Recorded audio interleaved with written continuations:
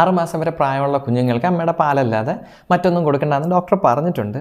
എന്നാലും ഇത്രയും വേനലൊക്കെ ഉള്ള സമയത്ത് നമുക്ക് തന്നെ ഡീഹൈഡ്രേഷൻ ഫീൽ ചെയ്യുന്നുണ്ട്. അപ്പോൾ അതുകൊണ്ട് കുഞ്ഞുങ്ങൾക്ക് കുറച്ച് വെള്ളമൊക്കെ ഞങ്ങൾ ഇടയ്ക്ക് കൊടുത്തോട്ടെ. കുഞ്ഞിന് ഡീഹൈഡ്രേഷൻ ഉണ്ടെങ്കിൽ അതിന് പറയാൻ അറിയില്ലല്ലോ, നമുക്ക് മനസ്സിലാക്കാനും പറ്റും. ഫീഡ് ചെയ്യുമ്പം നമ്മുടെ ബ്രസ്റ്റ് മിൽക്കിനകത്ത് ആദ്യം വരുന്ന മിൽക്കിനെ ഫോർ മിൽക്ക് എന്നും കുറച്ച് സമയം കഴിഞ്ഞ് വരുന്ന മിൽക്കിനെ ഹൈൻ മിൽക്ക് എന്നും പറയും. ഫോർ മിൽക്ക് എന്ന് പറഞ്ഞു കഴിഞ്ഞാൽ കുഞ്ഞിൻ്റെ ദാഹം തീർക്കാനുള്ളതാണ്. അതിനകത്ത് ജലാംശത്തിൻ്റെ അളവ് വളരെ കൂടുതലാണ്. കുറേ സമയം കുഞ്ഞ് പാല് കുടിച്ച് കഴിഞ്ഞിട്ട് അവസാനം വരുന്ന പാലാണ് ഹൈൻ മിൽക്ക്.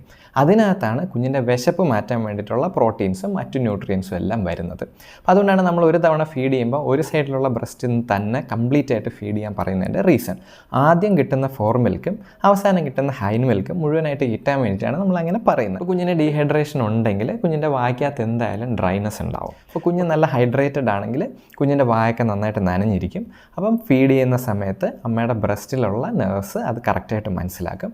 അപ്പം അതിനനുസരിച്ചുണ്ടാവുന്ന പാലിനകത്ത് വരുന്ന വാട്ടർ കണ്ടൻറ്റ് ആ രീതിയിലായിരിക്കും.